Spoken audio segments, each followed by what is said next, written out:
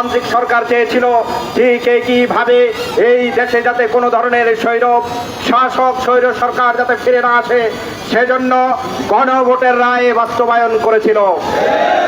সেই গণভোটের রায়ে বাংলাদেশের 70% মানুষ রায় দিয়েছিল। এখন আমাদের সংসদে নতুন করে শুনতে হচ্ছে এই গণভোট এটি দেশের মানুষ চায় কি চায় না এই কথা বুঝিয়ে আমাদেরকে বোকার স্বর্গে আবার বসবাসের মতো একটি পরিস্থিতি তারা তৈরি করতে চাচ্ছে। কথা একেবারে পরিষ্কার, সংবিধানের দোহাই দিয়ে আমাদেরকে আর নতুন করে নতুন চক্রান্তের দিকে বাংলাদেশের মানুষকে ঠেলে দিবেন না। আমরা পরিষ্কার ভাবে আগামীর সংসদের আলোচনায় দেখতে চাই জুলাই সনদ কিভাবে বাস্তবায়ন হবে।